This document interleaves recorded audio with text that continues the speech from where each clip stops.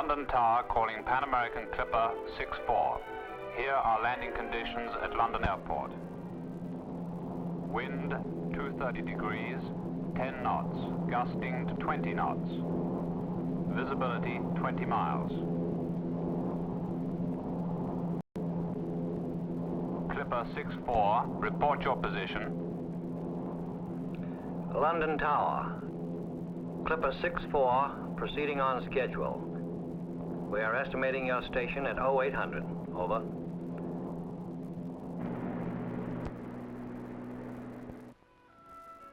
This is how it begins. Every voyage is a voyage of discovery. Every traveler is an adventurer, an explorer, going to see for himself. And this is how the modern adventurer sets out. You travel light and easy. You close your eyes and make a wish, and while you're asleep, time shrinks. Is it today yet? Or is it still yesterday? Think back. You were at home, last minute packing, saying goodbye to the kids. The phone never stopped ringing. That was yesterday. And today you're almost there.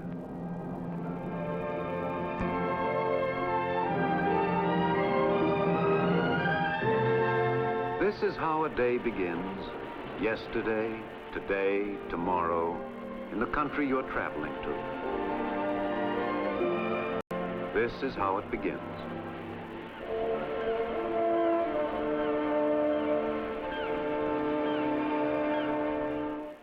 Perhaps this is what you expected.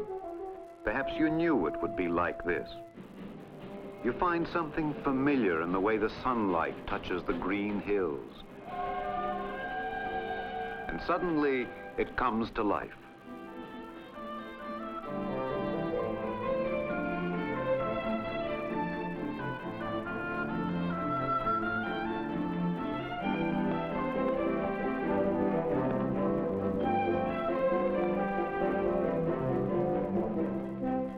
This is how the day begins in an English village, a village of honey-colored stone quarried from the Cotswold Hills.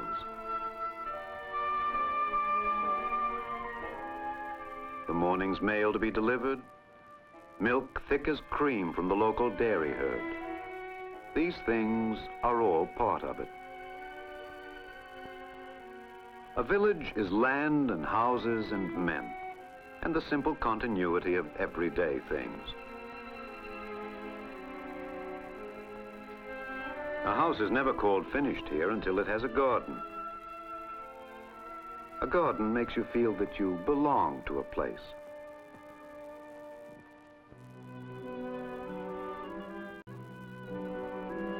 Look closely at the simple, everyday things. When a Welshman sets out for a morning salmon fishing, he carries a boat that was designed 2,000 years ago.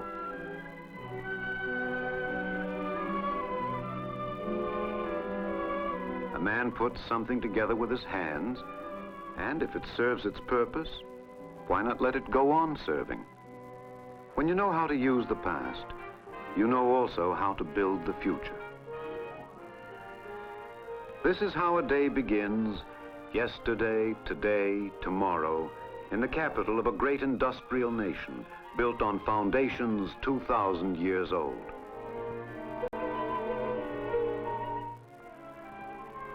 The city's roots grow back into a past that remains alive. Look around you. Look carefully at the things these men have made. To begin with, you want to meet them, yes, but look first at what they've built over the years. A building can tell you many things about a man.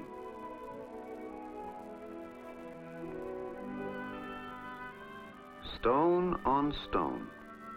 And if the building satisfied, it stood.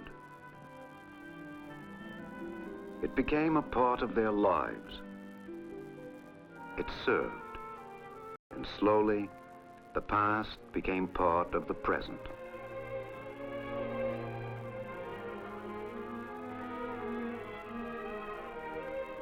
There was a time when stone on stone meant protection, the security of a fortress. And then a time when windows could be opened to the countryside,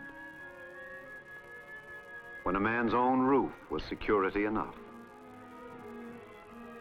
Look at the house he builds for himself, and you look at his life.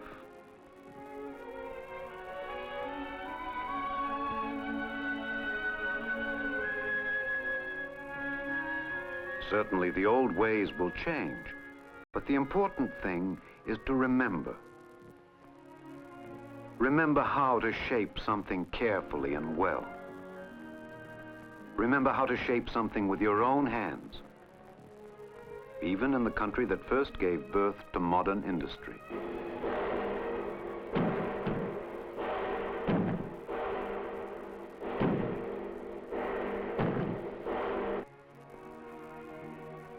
They know how to leave a personal stamp on everything they touch. Building a fishing port along the coast or a market town deep in a green valley, they leave a mark of their own character on the land. When they build a town, they build a mirror of themselves.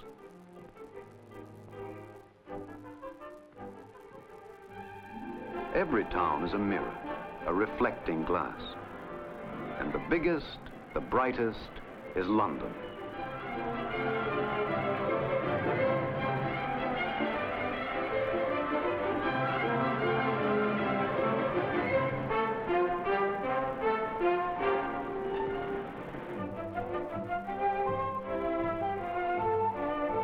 Looked at from any angle, the city sends back an image of England.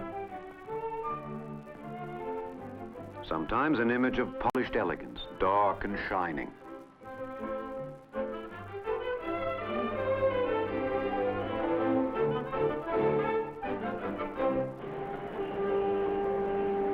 Sometimes an image that you recognize at once, as though you'd been here before.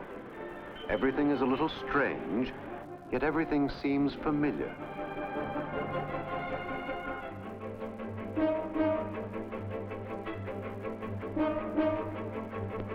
Sometimes an image of yourself.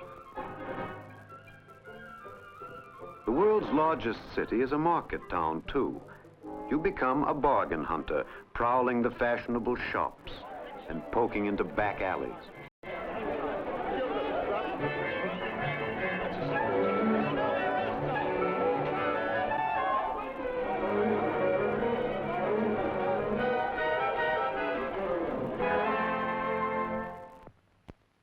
London is this, too. London is a dowager holding fast to ceremony and tradition, guarding the family heirlooms.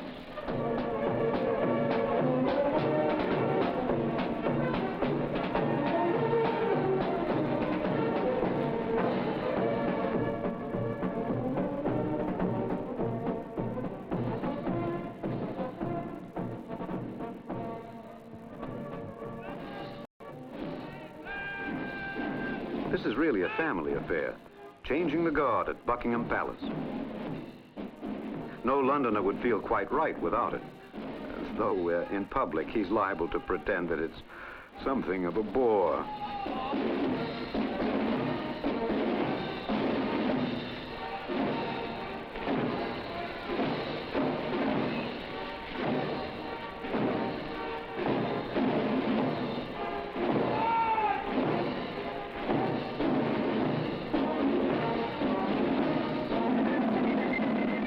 All there is to it, then?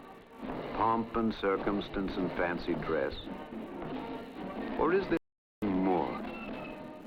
A sense, perhaps, of what the present owes to the past? A symbol of those things that remain constant in a world of change?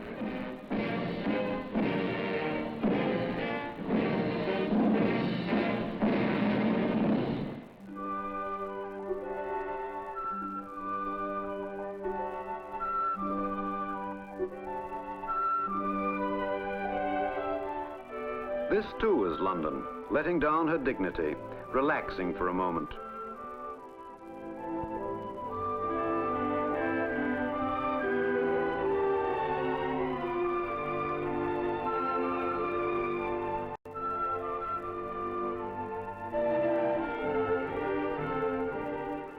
The city takes time out for lunch in the noontime sun.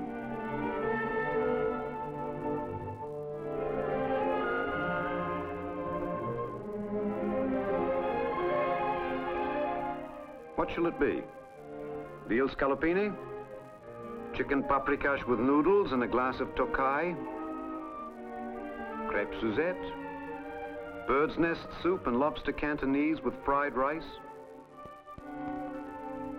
Or peanuts? Yes, perhaps just a bag of peanuts and a walk through the park.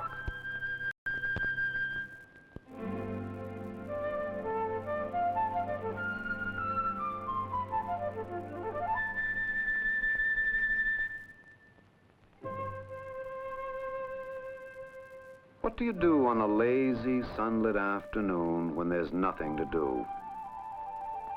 In a country laced with rivers, you take a boat.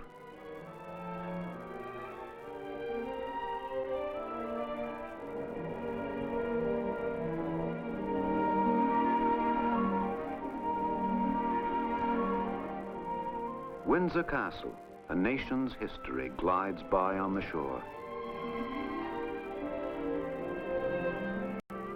Sunlight and water set your thoughts adrift. Remember the story of the ugly duckling that became a swan?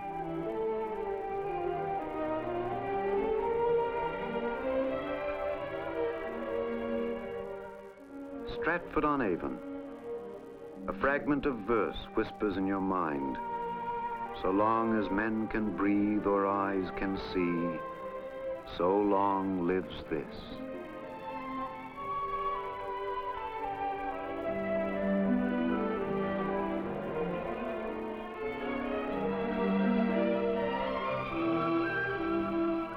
Cambridge on the River Cam.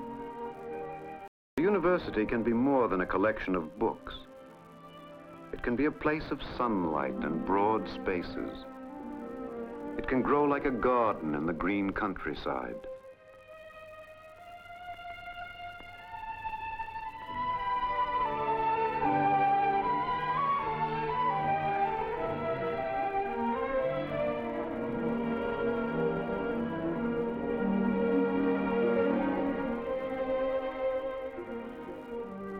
What do you do on a lazy, sunlit afternoon when there's nothing to do?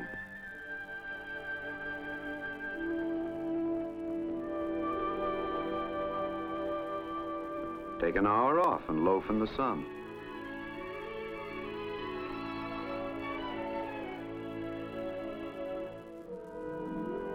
Take the afternoon off and go to a cricket match.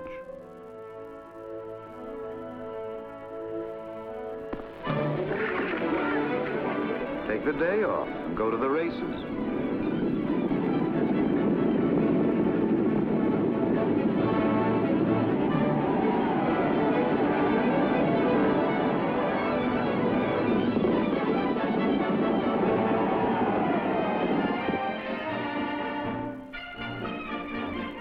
Take the whole weekend and get away from it all.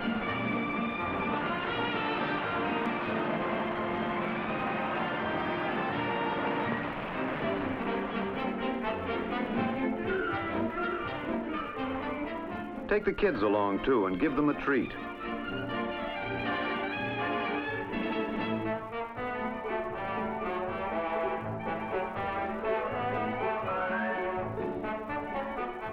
Take a horse. Take a train. Travel and see something new.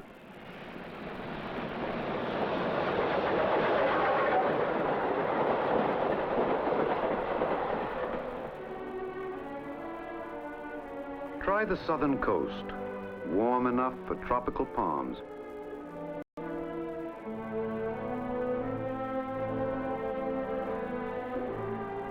Look for a quiet spot to be alone with nature.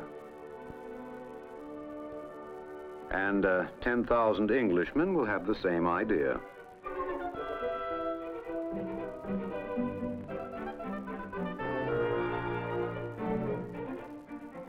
Whatever you decide on, never forget that weekends are an invention of the English.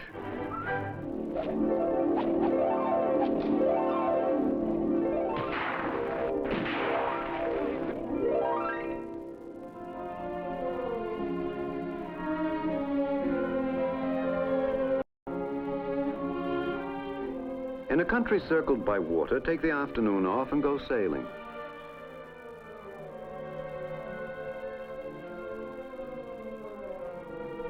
Remember that no matter where you stand on this island, you're never more than 60 miles from the sea.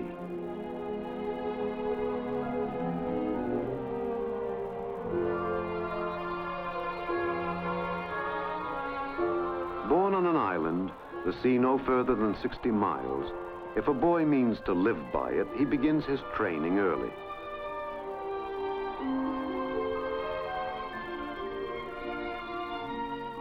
He learns to tie a proper knot, firm and secure. And he learns it well. He may use it for the rest of his life.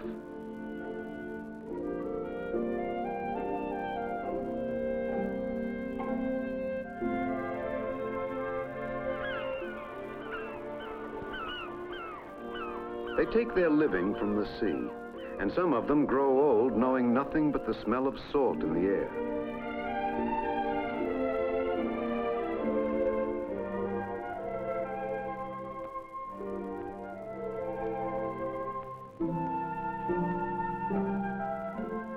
They carve their towns out of cliffs so steep that a man needs help to carry things from here to there.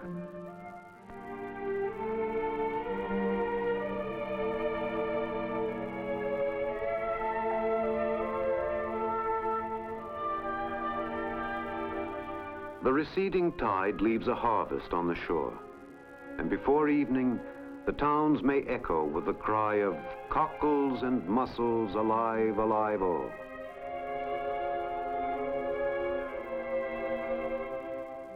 A harvest from the sea. A harvest from the land. The island is small, but the land is rich and fertile. Here, too, a boy learns early the things that he will live by.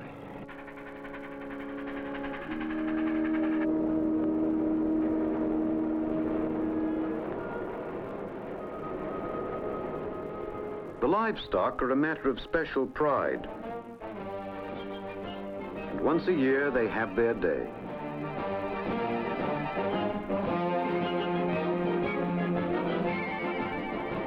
Once a year, a blue ribbon for the best of breed. Once a year, the whole town becomes a market. Not a soul in the entire county without something to buy, something to sell.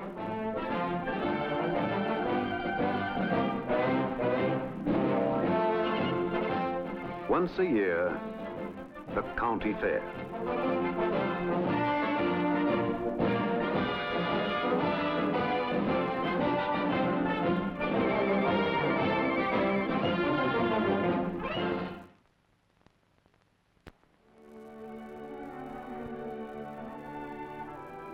Go north. Go north to the lake country. Windermere, Grasmere, names that ring in the mind.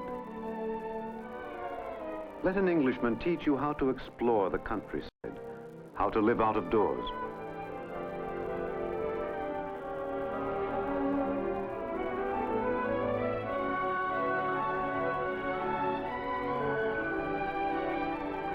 Take any road and follow it through the hills. Take any road and follow it to water.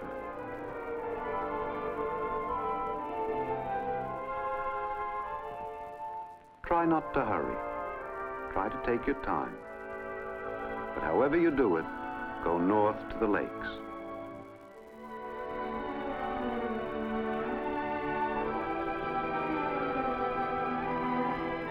Some things grow on you.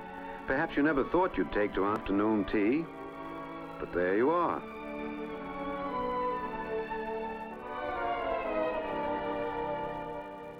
Toward the end of the day, an Englishman begins to look around him for a place to stop, a place to relax for an hour and order a pot of tea.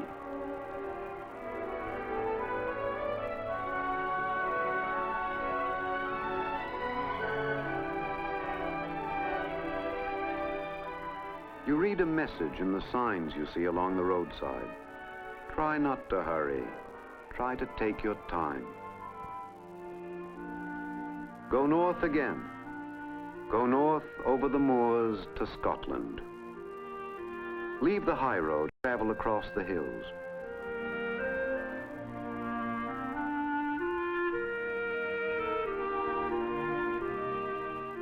Follow the sound of a Highland shepherd whistling commands to his dog.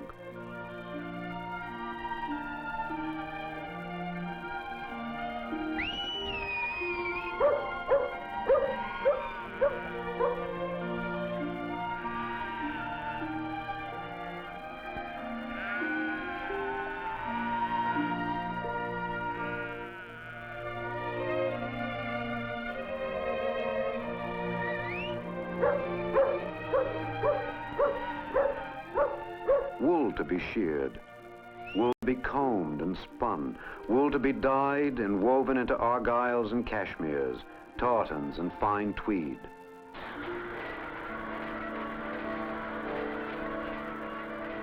Machines can be tuned to spin and weave as carefully as a woman's fingers.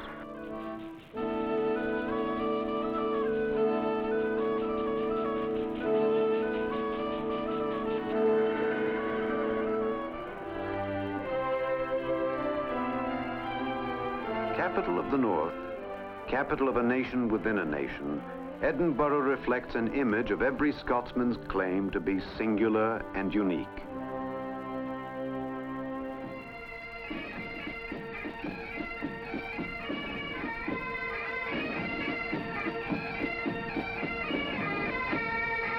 The clans gather, and Scotland's pride is tested in the games of the Highlands.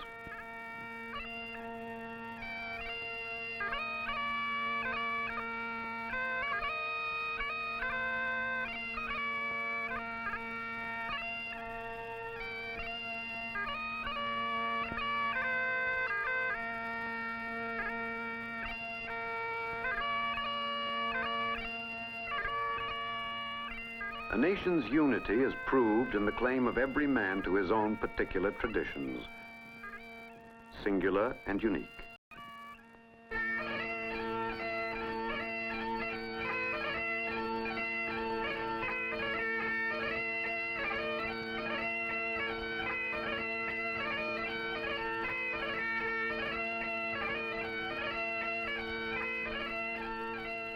In the course of a day, a country's moods change as often as a man's. Now calm and reflective, then bursting into sudden life.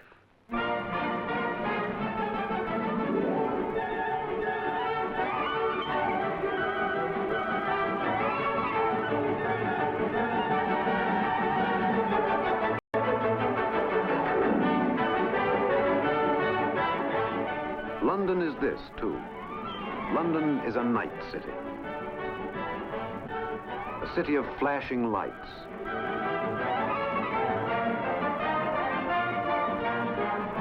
A city of rising curtains.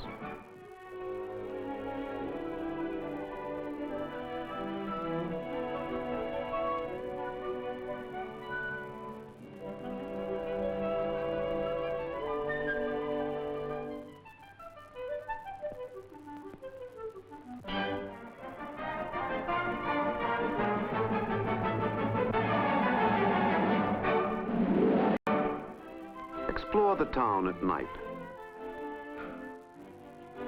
Find the neighborhood pub and get acquainted over a glass of half and half. Dig into your pocket for a halfpenny coin and see if you can beat them at their own game.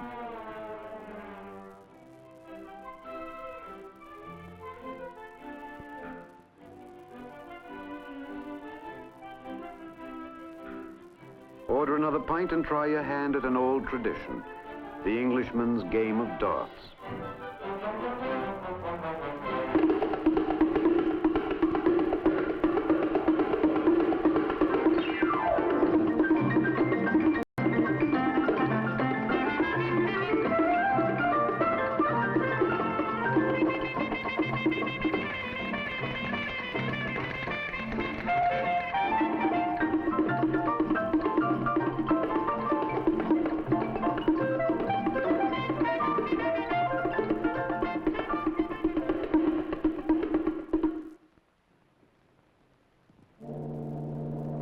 Just once, stay up and see the dawn growing in the sky over London.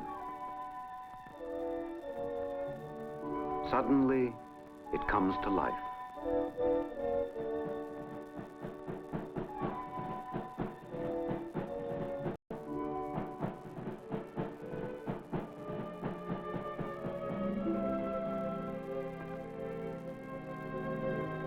This is how today begins in the country you're traveling to.